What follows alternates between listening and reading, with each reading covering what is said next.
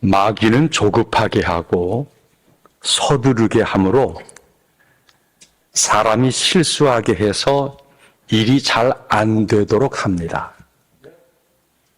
그러니까 마음에 조급한 생각이 들면 잠시 그 일을 내려놓는 것이 좋습니다.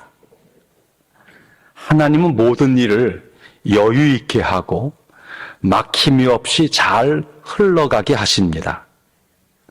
하나님께서 하시는 일은 저 되겠는가, 너무 느리지 않는가, 그리 보일지라도 하나님의 일은 정확하게 진행이 되어지고 반드시 이루어집니다. 그러니 우리가 중요한 결정을 내릴 때 마귀를 대적하는 거, 마귀를 혼내주는 거, 마귀를 아예 그냥 미치게 만드는 거, 딱 한 가지예요. 이렇게 말하는 겁니다. 우리 하루만 더 기도하고 결정합시다. 그렇게 말하는 거예요. 그럼 마귀는 꼼짝 못하는 거예요. 무슨 일을 결정할 때 서두르면 그르치기 쉽습니다. 하루가 지나도 변함이 없고 마음에 요동함이 없으면 그 일을 그냥 진행하시면 돼요. 중요한 결정일수록 그 결정을 숙성시켜서 결정하는 것이 좋겠다는 것입니다. 포도도 아주 탐스럽게 잘 익었다 할지라도 포도나무의 포도를 금방 따서 먹으면 거기 아린 맛이 있어요.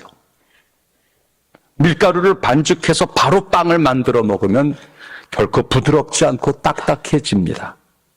밭에서 방금 캔 감자, 이거 바로 먹기에는 독성이 있습니다. 포도, 빵, 감자도 하루 이틀 숙성시키는 거예요. 그래야 제 맛이 납니다. 인생의 결정도 하루 정도 가라앉혀야 본래의 정체가 드러난다는 거예요. 현대인의 가장 무서운 병이 조급증입니다. 조급증. 리차드 포스터라는 영성학자는 조급함은 마귀적인 것이 아니라 마귀다라고 이야기를 했어요. 사람들은 서서히 성장하는 것보다 급성장을 좋아합니다. 그런데요, 이 급성장에는 탈나는 것이 많아요. 특별히 한순간에 이룰 수 없는 것이 있습니다. 영성훈련이 그런 거예요. 영성은 절대 하루아침에 되어지지 않습니다. 하나님께서 귀히 사용하기를 원하는 사람은 준비시키는데 많은 시간과 정성을 들이세요. 하나님은 요셉을 정금같이 쓰시려고 무려 14년 동안이나 애굽의 종살이를 하게 하고 감옥살이를 하게 하신 거예요. 모세를 쓰시기 위해서 40년 동안이나 광야에서 목동 생활을 하게 하셨습니다. 여호수아를 쓰시려고 4일 동안이나 모세의 시중을 들게 했어요. 하나님은 귀하게 쓰기로 작정하신 것일수록 하나님은 더 오래 다듬어 내십니다. 예수님을 믿는 순간 우리는 신분이 바뀌는 거예요. 탄생은 순간이에요. 그런데요, 예수는 믿어 신분, 거룩한 성도가 된 거예요. 진짜 이 거룩을 우리 가운데 완성시키는 데에는 그건 평생 걸리는 거예요. 거룩에는 지름길이 없습니다. 예수님은 매일매일 기도와 말씀, 묵상하면서 당신의 공생애를 걸어가셨어요. 구원은 은혜와 믿음으로 받는 거예요.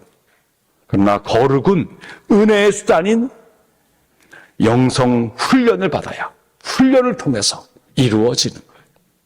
그러니까 신앙생활 분명히 예수 믿어 구원받은 거예요. 진짜 성도의 삶은 오랜 기간 말씀 붙들고 살아내는 것 외에는 달리 방법이 없어요. 왜 이 말씀을 드리냐면은 우리가 대림절을 가고 있어요. 대림. 기다리는 시간이에요. 기다리는. 한 해 말미로 가면서 우리의 결심은 산산이 부서졌어요. 우리의 기대는 깨졌고요. 손에 뭔가 쥔 것처럼 보이는데 이 마지막으로 갈수록 모래를 쥔 것 같아요. 뭔가 이룬 것처럼 보이는데 흔들리는 것을 경험하는 거예요. 잘 살았는가? 제대로 한 거야? 이런 생각을 가지면 삶이 불안하고 두려운 것밖에 없어요. 우리 뭔가 절박해지는 거예요. 하나님 도와주세요. 이렇게 마무리할 수는 없어요. 바로 그 끄트머리에 성탄이 있는 거예요. 우리는 뭔가 힘써 달려왔지만 맨 마지막에는 주님밖에는 내 도움이 없다는 거예요. 나를 완성시키시고 도와주실 일은 오직 주님밖에 없다는 거예요. 성탄으로 가면 갈수록 우린 간절해지고 그날을 사모하는 마음이 커지는 거예요. 그게 정상적인 신자의 삶입니다. 대림절, 성탄의 소망, 주님이 우리 가운데 오신다. 이거 꼭 붙들고 철저히 기다림을 배우는 기간 잘 누리시기를 축복합니다. 구원은 사람이 하나님을 만남으로 이루어지는 거예요. 하나님 만나야 구원을 받아요. 하나님 만났습니까? 구원 받았습니까? 그러면 그 만난 하나님을 내 안에 모시고 그 하나님과 가까이 살려는 것이 우리 신앙생활의 몸부림이에요. 그 만난 하나님이 내 안에서 내 주인 되기를 바라고 내게 가르쳐 주시고 나를 다스리기를 원하시고 그 하나님 뜻이 무엇인지를 알고 싶어 몸부림치는 것이 구원받은 자의 삶이에요. 하나님 또 만나고 싶고 가까이 하고 싶은 거예요. 죄인들은 우리 죄를 깨끗하게 하시고 용서하시며 의롭다고 인정해 주시는 하나님을 만나야만 돼요. 질병과 고통과 상처로 얼룩진 인생들은 치유하시고 회복시켜 주시는 하나님을 만나야만 되는 거예요. 절망에 빠져서 좌절하는 사람들은 희망의 빛을 밝혀주시는 하나님을 만나야 해결이 되어지는 거예요. 사망의 음침한 골짜기를 헤매는 사람들은 생명으로 찾아오시는 하나님을 만나야 되는 거예요. 무지한 인생, 이 어리석은 인생들은 지혜의 말씀을 가지고 찾아오시는 하나님을 만나야 되는 거예요. 만나야 구원도 받고 만나야 뭔가 이루어져요. 자, 그런데 우리의 진짜 고민은 어떻게 우리가 하나님을 만날 수 있겠냐는 거예요. 비슷한 수준이라면은 조금 나보다 조금 더 높은 정도 분이라 그러면 찾아갈 수도 있고 내 나름대로 선물 싸가고 내가 좀 허리를 굽혀서 만나봅시다라고 한 번쯤 해볼만 해요. 그런데 여러분, 지극히 높은 분은 그렇게 만날 수가 없어요. 이 포항 땅에서도 시장님 만나는 거 쉽지 않을 거예요. 그래도 한번 만나려고 애써 만나볼 수 있을지 모르겠어요. 이 나라 대통령 만나기 쉽지 않을 겁니다. 5년짜리 대통령 만나기 쉽지가 않아요. 그런데 온 세상의 창조주가 되시고 모든 세계를 지배 다스리시는 그 하나님을 만나봅시다. 이거 가당찮은 말, 정말 말이 안 되는 거예요. 어떻게 하나님 만나겠습니까? 여러분, 하나님 만나는 길은 딱 한 가지예요. 하나님께서 우리에게 오셔야 되는 거예요. 그 외에는 방법이 없어요.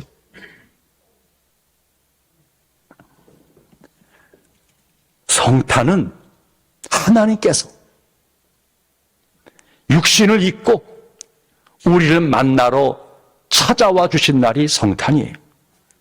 이것을 오늘 본문은 성육신이라 이야기하는 거예요. 성스러운 분이, 거룩한 분이 우리와 똑같은 육신을 입고 우리 가운데 찾아와 주어서 우리를 구원하기 위해서 만나 주시기 위해서 우리 가운데 오셨다는 거예요. 이 성탄 가볍게 여기면 안 돼요. 요한복음은 이 말을 말씀이 육신이 되었다라고 표현하고 있는 거예요. 여기서 말하는 육신은 물론 우리의 몸뚱아리 육을 가리킬 수 있습니다. 우리의 육신이 바로 흙 아닙니까? 흙에서 나온 존재 아니겠습니까? 그러니까 조금 한 걸음 나아가면은 말씀이 흙이 되었다라고 표현할 수 있는 것이죠. 결국 하나님께서 이 피조 세계, 이곳에 임하셔서 가장 낮은 곳에 찾아오심으로 이 피조 세계를 살아나게 만들어 주었다는 거예요. 그게 성탄이에요. 하나님의 아들이 육신을 입고 이 땅에 찾아오신 것은 단순히 한 인간이 되었다라는 정도가 아닙니다. 이 피조 세계 속에 하나님이 찾아와 주어서 결국 만물 속에 하나님이 들어왔다는 것은 이 만물이 하나님으로 말미암아 생명을 얻게 되었다는 거예요. 만물에게 생명을 주시려고 하나님이 찾아오신 것이에요. 그러니까는 성육신 한마디로 말하면 생명사건이라는 거예요. 성탄은 죽을 수밖에 없었던 우리들, 끝을 향해 가면 갈수록 좌절이에요. 기가 꺾이는 거예요. 시름은 깊어지는 거예요. 낭망할 일이 많아지는 거예요. 어둠이 깃드는 거예요. 막으로 가면 그럴 수밖에 없어요, 인생은. 아무리 의욕과 열정으로 출발해도 마지막은 인생은 허무할 수밖에 없어요. 청춘을 지나고 열정을 중장년을 지나고 마지막은 허무한 거예요. 약해지는 거예요. 두려운 거예요. 그런데 이 한 해의 말미, 인생의 말미에 성탄이 있으면 복이에요, 복. 백혈병으로 죽어가던 사람이 새로운 골수이식을 받아야 다시 살게 되어진 것처럼 죽어가던 만물 속에 하나님이 골수이식을 해주신 거예요. 만물이 생기를 찾게 되어진 것입니다. 이 하나님의 성육신 사건은 지금도 도처에서 벌어지고 있는 것입니다. 생명이 있는 곳에는 성육신의 사건이 벌어지고 있는 거예요. 자, 요한복음은 이 성육신을 가리켜서 세 가지 단어로 설명을 하고 있어요. 1장에서 하나는 말씀, 하나는 생명, 하나는 빛, 이 세 가지로 성육신을 설명하고 있는 거예요. 창세기 1장 1절, 태초에 하나님이 천지를 창조했다는 거예요. 흑암, 혼돈, 공허, 무질서, 어둠, 이 꽉 차 있는 세계, 하나님께서 빛이 있으라 말씀해서 빛이 생겨났다는 거예요. 온 우주 만물이 말씀으로 지어지게 되었다는 거예요. 이게 하나님의 창조 이야기예요. 그래서 3절에서는 만물이 그로 말미암아, 이 말씀으로 말미암아 지은 바 되었으니 지은 것이 하나도 그 말씀 없이 된 것은 없다라고 말하는 거예요. 요한복음은 아예 선언적으로 태초에 말씀이 있었어 라고 선언하는 거예요. 굉장히 고도의 신학화되어진 고백을 하는 것이죠. 하나님께서 흑암과 혼돈에서 말씀으로 세상을 창조하신 그 구원하시는 그 내용이 성경 이야기가 되어지는 것입니다. 여러분, 하나님 말씀이 임해야 생기가 임하는 거예요. 하나님 말씀이 임해야 죽은 것이 살아나는 거예요. 하나님 말씀이 임하게 돼야 비로소 구원의 능력이 나타나게 되는 것입니다. 성도는 그 하나님 말씀을 붙들고 그 하나님 말씀을 살아내기로 결심한 자가 성도가 되어지는 거예요. 말씀이 바로 구원이기 때문에 그 말씀을 살아내는 속에 소생하게 되어지고 빛이 임하게 되어지고 새 창조가 임해지면서 그래서 내가 제대로 살게 되어진다는 거예요. 성탄절, 그 말씀이신 예수님이 우리 가운데 찾아와 주었다는 거예요. 동시에 이 말씀은 곧 생명이라는 것입니다. 4절에 보니까 말씀에게 생명이 들어있다는 거예요. 예수 안에 있는 생명은 어떤 생명입니까? 영원한 생명이 되어지는 거예요. 마귀가 예수님이 공생애를 출발하면서 주님을 시험하려고 찾아왔어요. 먹을 것의 문제를 가지고. 주님 뭐라고 답변했죠? 기록되었을 때 사람이 떡으로만 사는 것이 아니라 하나님의 입에서 나오는 모든 말씀으로 산다는 거예요. 우리가 먹는 떡을 먹으면 잠시는 배부르지만 금방 또 배고파요. 또 달라 그럴 수밖에 없어요. 결국 떡을 먹고 살아가는 인생들은 영적으로는 이미 죽은 시한부 인생을 살고 있는 거예요. 그래서 바울은 허물과 죄로 죽었던 너희들을 예수가 살렸다고 말하는 거예요. 그러므로 예수 생명이 우리 안에 들어와야 비로소 우리 안에 영생이 작동하게 되어진다는 거예요. 그때는 안 먹어도 괜찮아요. 예수가 내 안에 있으면 비로소 만족이 된다는 거예요.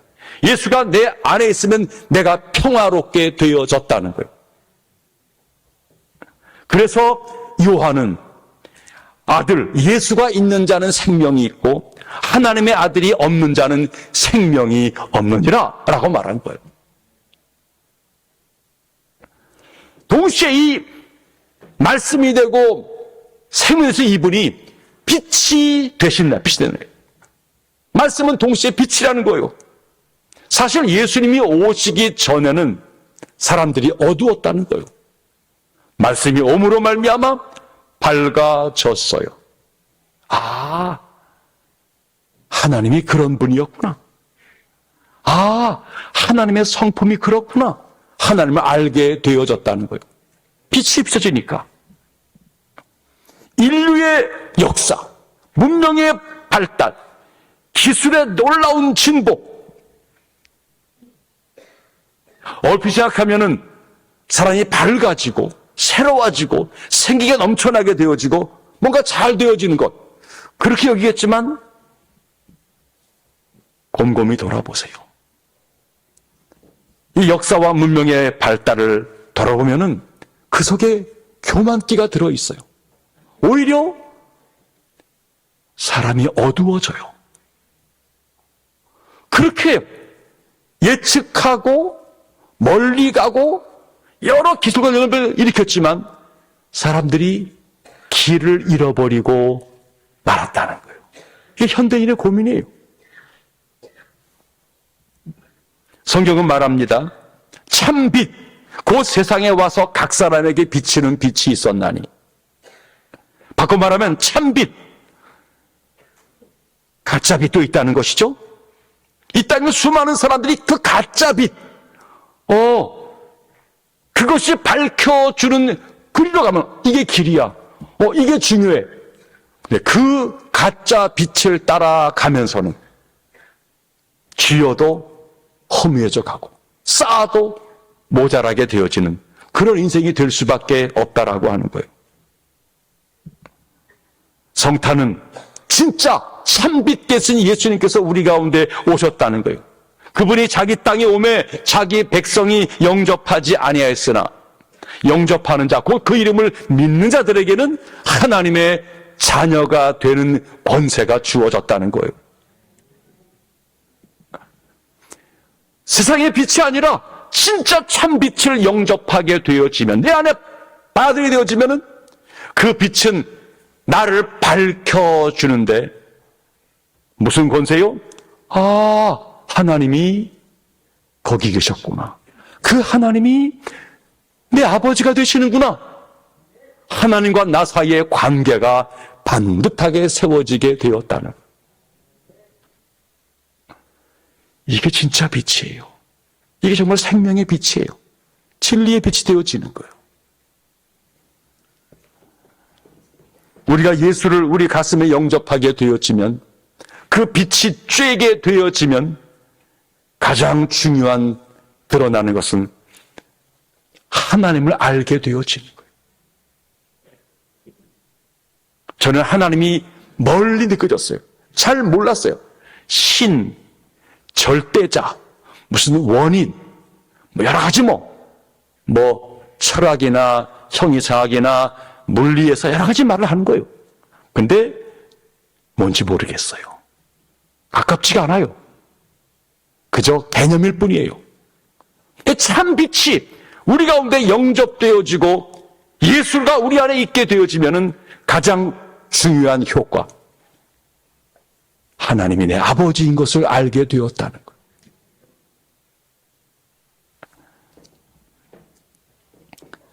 (14절) 말씀 보시기 바랍니다. 시작.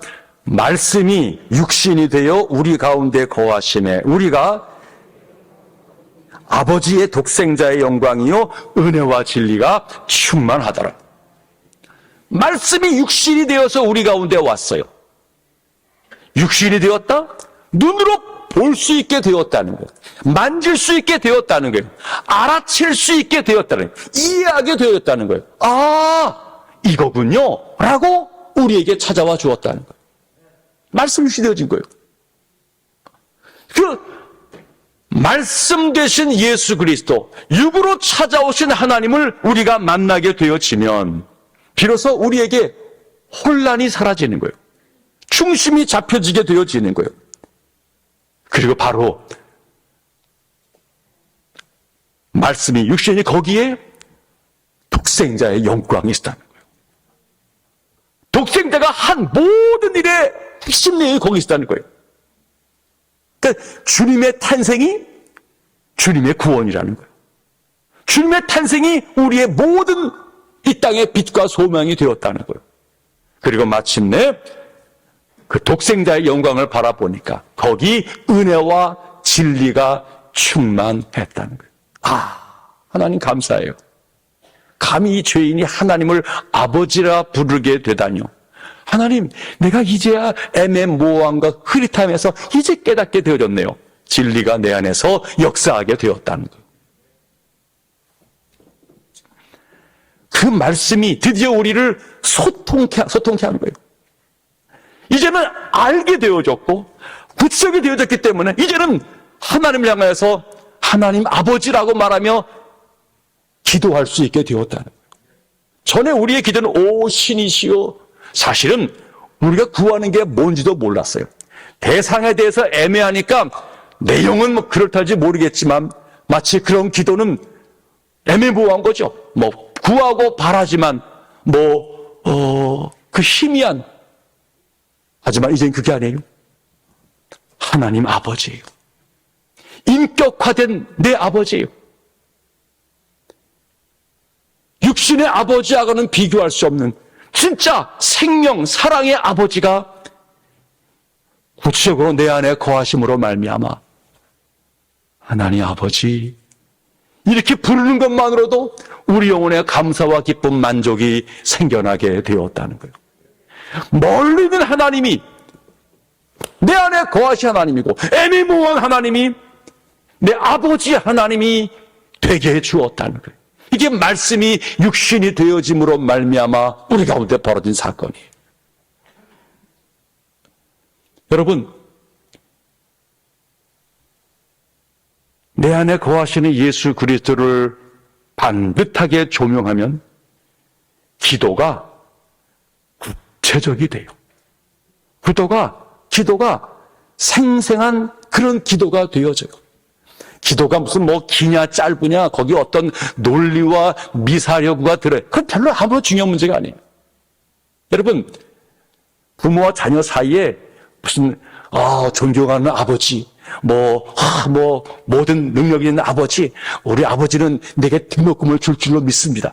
그런 부모와 자녀에서 하는 얘기가 아니잖아요. 아빠, 용기 날라왔네.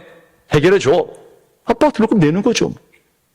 아버지와 나 사이의 관계가 만들어지게 되어지면, 인격적인 교제가 이루어지게 되어지면 우리의 기도는 평상이 되어지는 거예요. 삶이 되어지는 거예요. 여러분, 공적인 예배에서야 함께하는 기도이니까 여러 가지로 우리의 기도가의 모습을 갖출 수 있겠지만, 평상시 우리의 기도는 말씀이 육신되어져 우리 안에 거하시는 예수를 누리면은 하나님의 아버지로 그 가까움과 그 깊음 속에서 마음껏 그 아버지와 교제하고 소통할 수 있게 되어지는 것, 이게 은혜라, 이게 너무나 큰 은혜라고 하는 거예요. 이거를 누리시기를 바랍니다. 은혜 중에 은혜는 그거예요. 하나님의 아버지가 되어준 거예요. 그 은혜는 사랑과 용서, 자비와 긍휼을 받을 자격이 없는 사람들에게 하나님이 거저 주신 것이 깨달아지는 거예요. 나같이 부족한 자에게.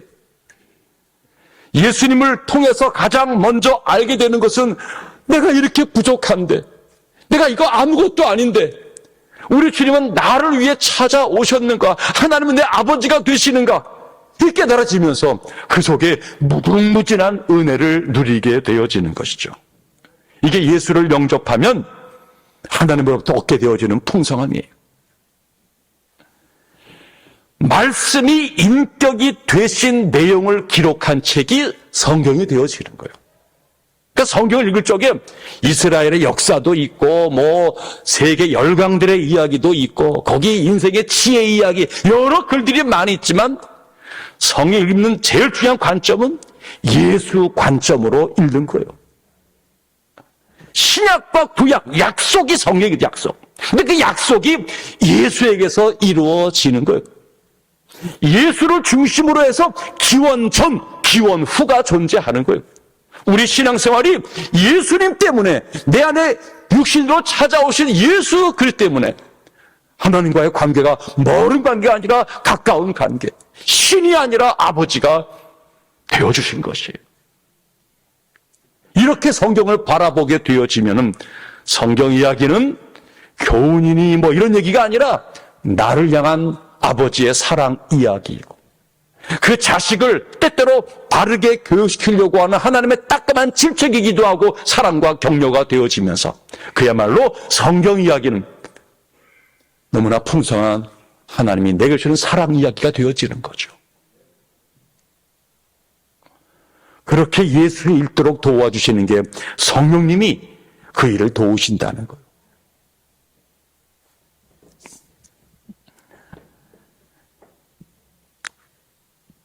오늘날 세상은 어두워져 가요. 사람은 흩어져요. 마음은 차가워져 가요. 오늘의 이 시대에 정말로 필요한 게 뭐겠냐는 거예요. 조금 더 경제만 안정되어지면 문제가 다 풀릴 것처럼 보여집니까? 복지만 좀 해결이 되어지면은 좋은 나라, 우리 삶에 아무런 문제가 없어. 그럴 것 같아요? 수명을 조금만 연장시켜 건강을 조금만 더 가지면은 아무런 문제가 없을 거로 여겨지십니까? 아직까지도 그런 생각 속에 있다면 우린 취해 있는 것이고 오해하고 있는 거예요. 정말로 우리에게 필요한 게 무엇입니까? 예수님 오셔야 돼요. 예수 잘 믿어야 돼요. 그거밖에 없어요. 우리 자녀에게 꼭 필요한 것도, 저들은 지금 눈에 불을 켜고 집도 사고 나름대로 차도 사고 자기의 삶의 지을 넓혀보다가 애를 쓰겠지만 자신의 애들을 키우고 자신의 인생을 걸리면서 어느 날 칠흑 같은 어두움들, 시린 가슴들, 이것 때문에 살았는가? 네가 이럴 수가 있어. 배반과 분노의 감정들, 억울함과 상처의 마음들, 뻔히 우리가 산 그 삶을 저들도 살게 되어질 것이에요. 모든 삶은 그대로 유전되고 흘러가고 있는 거예요. 예수 외에는 답이 없어요. 주님이 우리 가운데 찾아와 주셔야 돼요. 마음문을 열고 성탄을 기다리는 거예요. 16절 말씀 보시기 바랍니다. 시작. 우리가 다 그의 충만한 데서 받으니 은혜 위에 은혜로라. 예수 안에, 육신을 살아온 예수 안에는 은혜와 진리가 충만한데 우리가 그분을 유심히 바라보니까 그분에게는 그 충만한 가운데에서 은혜 위에 은혜가 있었다는 거예요. 진짜 은혜, 핵심 은혜, 본질 은혜, 가장 중요한 은혜가 예수 속에 있었다라고 하는 거예요. 맞아요. 삶은 수많은 은혜가 필요해요. 서로 보살피는 은혜가 필요하고 부모님의 은혜, 여러 스승의 은혜, 나라의 은혜, 다 은혜가 필요해요. 그런데 예수가 은혜 위에 은혜라는 거예요. 모든 은혜를 은혜되게 만들고 은혜의 종지부가 예수 안에 들어있다는 거예요. 예수 은혜를 누려야 진짜 만족과 감사와 평강과 능력을 얻게 되어진다는 거예요.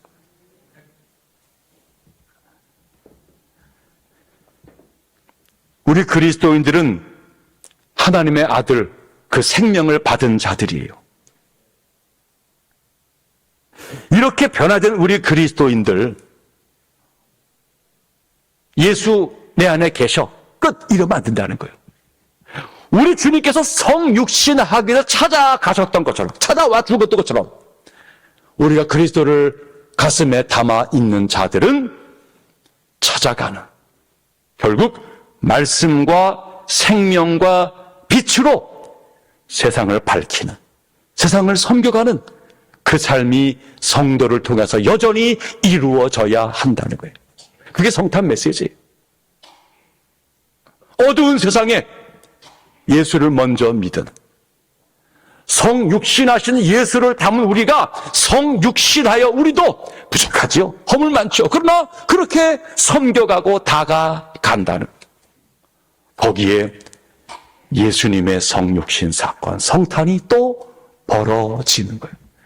작은 촛불이 사방으로 펼쳐져 가면서 들불이 되어지고 세상을 밝혀주는 것, 이게 우리들의 사명이라고 하는 것입니다. 자, 2022년에 성탄을 맞이하고 있습니다. 여러분들, 한 해의 말미 속에 정말 시린 마음, 약한 것밖에 없지만 주님, 당신을 기대해요. 나를 구원하고 해결하고 이 고집스럽고 이 교만하고 이 울퉁불퉁거리고 이 완악한 나를 다스리시고 책임질 이는 주님밖에 없어요. 제게 찾아와 주어서 저를 만져주십시오. 헛된 거 구하느라고, 쓸데없는 거 붙잡느라고 적대감이 생겨나고 관계가 깨져버리고, 하나님, 이렇게 살아서는 갈수록 우리는 빈털 들일 수밖에 없습니다. 내 안에 오셔서 나를 다스려 주옵소서. 어둠을 물리치시고 빛을 밝혀주시고 무능함 속에서 생명의 기운, 생기를 덧입혀 주시고 다시 열정이 회복되어지게 하시고, 그리고 나도 세상과 사람들을 향하여서 성육신의 그 마음으로 다가가도록 사용해 주시옵소서. 가장 낮은 곳에 임했던 것처럼 누군가를 가르치거나 억압하려는 것이 아니라 사랑으로 섬겨주는 속에서 사방의 구원이 들불처럼 번지게 하는 그 역할, 이게 교회와 성도에게 주어진 역할이라는 거예요. 이 일을 잘 이루어 나아가는, 예수로 말미암아 그 삶을 살아내는 우리 성도, 우리 교회 되어지기를 축복합니다.